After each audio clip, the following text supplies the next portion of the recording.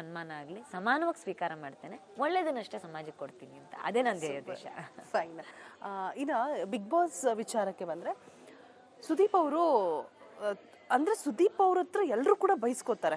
ಬೈಸ್ಕೊಳ್ಳೋದು ಅನ್ನೋಕ್ಕಿಂತ ಅವ್ರು ಎಲ್ರಿಗೂ ಕೂಡ ಬುದ್ಧಿ ಮಾತನ್ನ ಹೇಳ್ತಾರೆ. ಅದರಲ್ಲಿ ಟಾಪ್ 1 ಲಿಸ್ಟ್ ಅಲ್ಲಿ ಇರೋದು ಚೈತ್ರ. ಪೂರ್ತಿ 11 ಸೀಸನ್ ತೆಗೆದ್ರು ನಾನೇ ಹೈಯೆಸ್ಟ್ ಅನ್ಸುತ್ತೆ. ನಾನು ಇದೊಂದು ಸೀಸನ್ ತಗೊಳ್ಳೋಣ ಅನ್ಕೊಂಡೆ. ಗೊತ್ತಿಲ್ಲ ನನಗೆಲ್ಲ, ನನಗಿಂತ ಜಾಸ್ತಿ ಬೈಸ್ಕೊಂಡಿರೋರು ಇದಾರಂತ ಬೇರೆ ಸೀಸನ್ ಗಳಲ್ಲಿ ಗೊತ್ತಿಲ್ಲ. ಬಟ್ ನನಗ್ ಸ್ವಲ್ಪ ಈ ಸೀಸನ್ ಅಲ್ಲಿ ನಾನೇ ಜಾಸ್ತಿ ಬೈಸ್ಕೊಂಡಿರೋದು. ಬಟ್ ಆದ್ರೆ ನೀವು ಆಚೆ ಬಂದಾಗ ನಿಮ್ ಕಣ್ಣೀರು ಒರೆಸ್ತಾರೆ. ಸೊ ಏನ್ ಅನ್ಸುತ್ತೆ ಅವ್ರ ಬುದ್ಧಿ ಮಾತುಗಳಾಗಿರ್ಬೋದು? ಬೈದಾಗ ನಿಮಗೆ ಯಾವ ತರ ತಗೋತಾ ಇದ್ರು ಚೈತ್ರ ಅವರು? ಏನ್ ಗೊತ್ತಾ, ಎಲ್ಲರಿಗೂ ಈ 1.5-2 ಗಂಟೆ ಅನ್ಸುತ್ತೆ, ವೀಕೆಂಡ್ ಎಪಿಸೋಡ್ 2 ಗಂಟೆ ಇರುತ್ತೋ ಗೊತ್ತಿಲ್ಲ ನನಗೆ. ಸೊ 2 ಗಂಟೆ ಮಾತ್ರ ಗೊತ್ತು. ಆದ್ರೆ ಸುದೀಪ್ ಸರ್ ನಿರಂತರ 3-4 ಗಂಟೆ ನಿಂತ್ಕೊಂಡು ವೀಕೆಂಡ್ ಎಪಿಸೋಡ್ ಶೂಟ್ ಮಾಡ್ತಾರೆ. ಈ ಶನಿವಾರ ಆದಿತ್ಯವಾರದ ಎಪಿಸೋಡ್ಗಳು ಏನಿದೆ ಅಲ್ಲ, ಅದು 3-4 ಗಂಟೆ ನಿಲ್ತಾರೆ ಸುದೀಪ್ ಸರ್ ಒಂದು ಎಪಿಸೋಡ್ಗೆನೆ. ಅದರಲ್ಲಿ ಬಹಳ ಮುಖ್ಯವಾಗಿರೋದನ್ನ ಟೆಲಿಕಾಸ್ಟ್ ಆಗಿರ್ಬೋದು, 1.5-2 ಗಂಟೆಗೆ ಟೆಲಿಕಾಸ್ಟ್ ಆಗುತ್ತೆ. ಆದ್ರೆ 3-4 ಗಂಟೆಗೆ ಎಷ್ಟು ಬೈದಿರ್ತಾರಲ್ಲ, ಅದ್ರ ಆಚೆಗೆ ಅಷ್ಟೇ ಸಮಾಧಾನ ಮಾಡಿರ್ತಾರೆ, ಅಷ್ಟೇ ಪ್ರೀತಿಯಿಂದ ಮಾತಾಡ್ಸಿರ್ತಾರೆ. ಇಲ್ಲದೆ ಹೋದ್ರೆ ನಾವು ಮತ್ತೆ ಬೌನ್ಸ್ ಬ್ಯಾಕ್ ಆಗಕ್ಕೆ ಸಾಧ್ಯನೇ ಆಗೋದಿಲ್ಲ.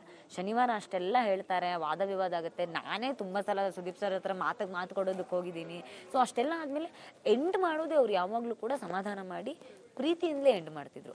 ಆದ್ರೆ ನೆಕ್ಸ್ಟ್ ಕಟ್ ಮಾಡಿದ್ರೆ ಸಂಡೇ ಬಂತು ಅಂದ್ರೆ ಮತ್ತೆ ಕಾಲು ಎಳಿಯೋರು. ನಿನ್ನೆದಾಗಿದೆ, ನಿನ್ನೆಗೆ, ಇವತ್ತು ಮತ್ತೆ ಸರಿಯಾಗ್ಬೇಕು, ನೀವು ಬನ್ನಿ, ಕಮಾನ್, ಸ್ಮೈಲ್ ಮಾಡಿ ಅಂತ ಹೇಳಿ ನಗಾಡಿಸ್ಕೊಂಡು. ಸಂಡೇ ಅಂದ್ರೆ ಫನ್ ಡೇ ಅದು. ಪೂರ್ತಿ ಸಂಡೇನಲ್ಲಿ ನೀವು ಏನೇ ಇದ್ರು ಚೆನ್ನಾಗಿ ತಮಾಷೆ ಮಾಡಿ, ಕಾಲು ಎಳೆದು, ಡಾನ್ಸ್ ಮಾಡಿಸಿ, ಆಕ್ಟಿವಿಟಿ ಮಾಡಿಸಿ ತುಂಬ ಖುಷಿಯಾಗಿ ಮತ್ತೆ ನಮ್ಮನ್ನು ಬೌನ್ಸ್ ಬ್ಯಾಕ್ ಮಾಡ್ತಾರೆ. ಎಲ್ಲಕ್ಕಿಂತ ನನಗೆ ಏನು ಅನಿಸಿದ್ದು, ಈ 11 ಸೀಸನ್ನಲ್ಲಿ ನನಗೆ ಒಳಗಡೆ ಕಂಟೆಸ್ಟೆಂಟ್ಸ್ ಎಲ್ಲ ಹೇಳೋರು, ನೀನು ತುಂಬ ಲಕ್ಕಿ. ಯಾಕಂದರೆ ಸುದೀಪ್ ಸರ್ ಹತ್ರ ಅವ್ರ ಹೆಸರು ಹೇಳಿ ಕರೆಸ್ಕೊಳ್ಬೇಕು ಅಂತ ತುಂಬ ಜನರಿಗೆ ಆಸೆ ಇದೆ. ಈಗ ರಜತು ತುಂಬ ರಿಕ್ವೆಸ್ಟ್ ಮಾಡಿದ್ರು, ಸರ್ ನನ್ನನ್ನು ಬುಜ್ಜಿ ಅಂತ ಕರೀರಿ ಸರ್, ಪ್ಲೀಸ್ ಸರ್ ಬುಜ್ಜಿ ಅಂತ ಕರೀರಿ ಅಂತ. ಸುದೀಪ್ ಸರ್ ಇಲ್ಲ, ನಾನು ಸರ್ ಅಥವಾ ಮೇಡಮ್ ಅಂತ ಮಾತ್ರ ಕರಿತೇನೆ ಅಂತಲೇ ಸ್ಟಿಕ್ ಆಗಿದ್ರು. ಆದರೆ ನನ್ನ ವಿಷಯದಲ್ಲಿ ನಾನು ಕೇಳ್ದೇನೆ ನನ್ನನ್ನು ಯಾವಾಗಲೂ ಚೈತ್ರಕ್ಕ ಅನ್ನೋರು. ಮನೆಯಲ್ಲಿ ಬೇರೆ ಕಂಟೆಸ್ಟೆಂಟ್ಸ್ ಎಲ್ಲ ಯಾವಾಗಲೂ ಹೇಳೋರು, ಧನರಾಜಣ್ಣ ನೀವು ತುಂಬ ಅದೃಷ್ಟವಂತರು, ನಿಮ್ಮ ಸುದೀಪ್ ಸರ್ ಚೈತ್ರಕ್ಕ ಅಂತ ಕರೀತಾರಲ್ಲ, ಅವ್ರು ಕರೆಯುವಾಗ ಏನೋ ಒಂದು ಫೀಲ್ ಇರುತ್ತೆ, ಆ ಟೋನ್ ಇದೆ ಅಲ್ಲ, ಚೈತ್ರಕ್ಕ ಅನ್ನುವಾಗ ಮನ್ಸು ಒಂಥರ ಹೊಟ್ಟೆ ಒಳಗೆ ಚಿಟ್ಟೆ ಬಿಟ್ಟಂಗೆ ಖುಷಿ ಆಗುತ್ತೆ. ಮತ್ತು ತುಂಬಾ ಅತಿ ಹೆಚ್ಚು ರೇಗ್ಸಿರೋದು ನನ್ನನ್ನೇ ಸುದೀಪ್ ಸರ್, ಅತಿ ಹೆಚ್ಚು ಕಾಲೆಳೆದಿರೋದು ನನ್ನನ್ನ ಸುದೀಪ್ ಸರ್. ಯಾವಾಗ್ಲೂ ಸುದೀಪ್ ಸರ್ ಇವಳಿಗೆ ತಮಾಷೆ ಮಾಡಿದೆ, ಏನೇ ಬರ್ಲಿ.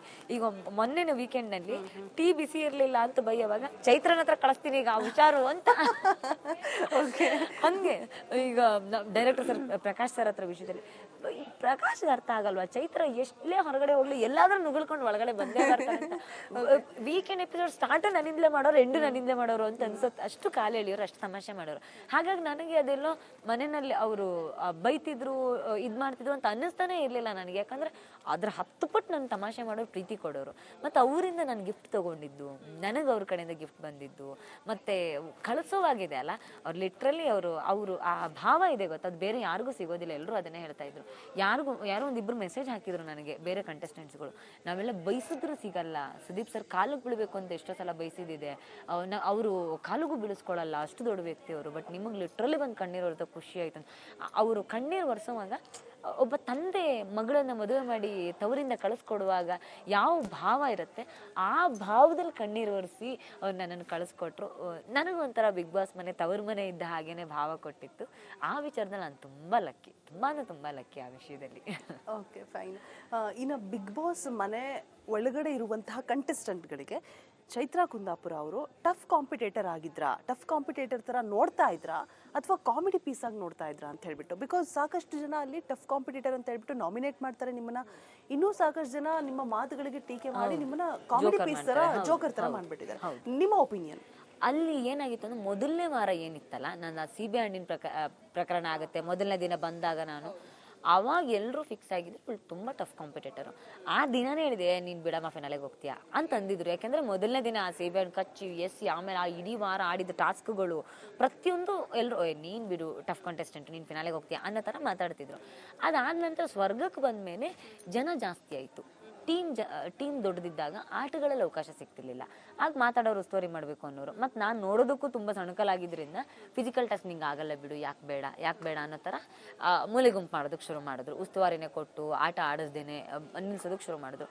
ಹೀಗೆಲ್ಲ ಆದ ಕ್ರಮೇಣ ಈ ವೀಕೆಂಡ್ನ ಇಶ್ಯೂಗಳು ನನಗೆ ಆರೋಗ್ಯ ಕೈ ಕೊಡ್ತಾ ಇದ್ದಿದ್ದು. ಇದೆಲ್ಲ ಆದ ಕಾರಣಕ್ಕೆ ಸಹಜವಾಗಿ ಇಲ್ಲ ಇವಳು ಟಫ್ ಕಂಟೆಸ್ಟೆಂಟ್ ಅಲ್ಲ ಅನ್ನೋ ಥರ ಅವ್ರಿಗೂ ಅನ್ನಿಸ್ತಿತ್ತು.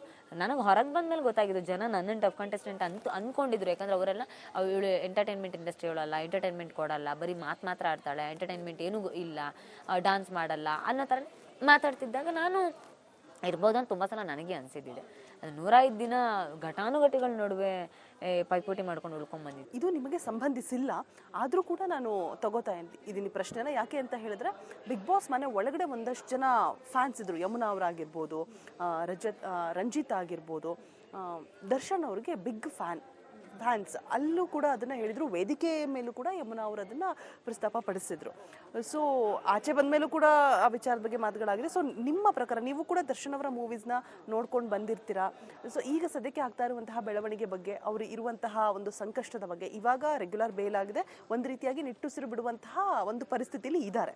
ಈ ಓವರ್ ಆಲ್ ಬೆಳವಣಿಗೆ ಬಗ್ಗೆ ಹೇಳೋದಾದ್ರೆ ಏನು ಹೇಳಕ್ಕೆ ಬಯಸ್ತಾರೆ ಚೈತ್ರ ಕುಂದಾಪುರ? ಅಂದರೆ ನಾನು ಅದೇ ಈ ಬಿಗ್ ಬಾಸ್ಗೆ ಹೋದ್ಮೇಲೆ ಅವ್ರ ಪ್ರಕರಣದ ಬಗ್ಗೆ ಏನೇನಾಗಿದೆ ಅನ್ನೋದು ನನಗೂ ಗೊತ್ತಿಲ್ಲ. ಈಗ ನಿನ್ನೆ ತಾನೇ ಬಂದಿದ್ದೀನಿ, ಹಾಗಾಗಿ ಅವ್ರದ್ದು ಏನು ಅಪ್ಡೇಟ್ಸ್ ಇದೆ ಅನ್ನೋದ್ರ ಬಗ್ಗೆ ನನಗೆ ಗೊತ್ತಿಲ್ಲ. ನೋಡಿ, ಕಾನೂನಿಗಿಂತ ದೊಡ್ಡವ್ರು ಯಾರೂ ಇಲ್ಲ. ಈ ದೇಶದ ಕಾನೂನು ಇದೆಯಲ್ಲ ಬಹಳ ಗಟ್ಟಿಯಾಗಿದೆ. ನಾನು ಅದನ್ನೇ ಹೇಳಿದ್ದು, ಬಾಬಾ ಸಾಹೇಬ್ ಅಂಬೇಡ್ಕರ್ ಅಂತ ಒಬ್ಬ ಶ್ರೇಷ್ಠ ವ್ಯಕ್ತಿನ ಈ ನೆಲ ಪಡೆಯೋದಕ್ಕೆ ತಾಯಿ ಭಾರತಿ ಬಹಳ ಪುಣ್ಯ ಮಾಡಿದ್ಲು.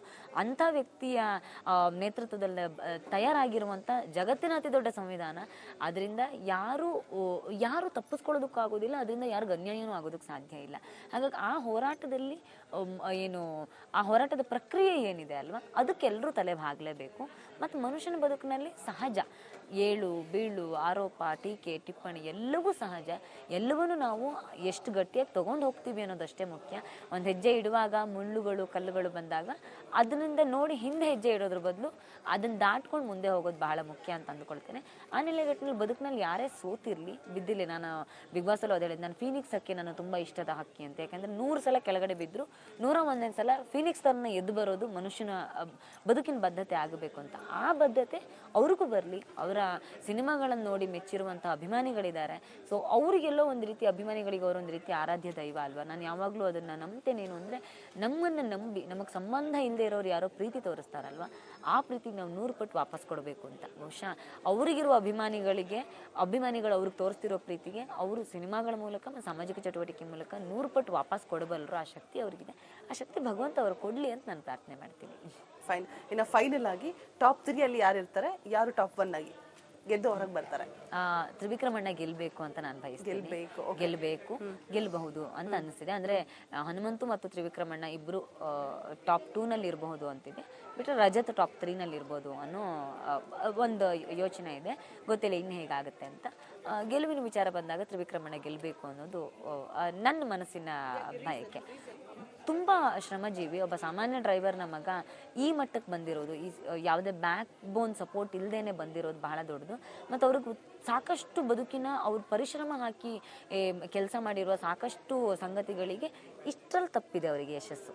ಅವ್ರದ್ದಲ್ಲದ ತಪ್ಪಿದೆ. ಮೊನ್ನೆ ನೋಡಿ TTF ಟಿಕೆಟ್ ಅವರಿಗೆ ಸಿಗೋದು 0.02 ಸೆಕೆಂಡ್ಸ್, ಹಿಂಗನ್ನಷ್ಟರಲ್ಲಿ ಅದು ತಪ್ಪೋಯ್ತು ಅನ್ನೋದಿದೆ ಅಲ್ಲ.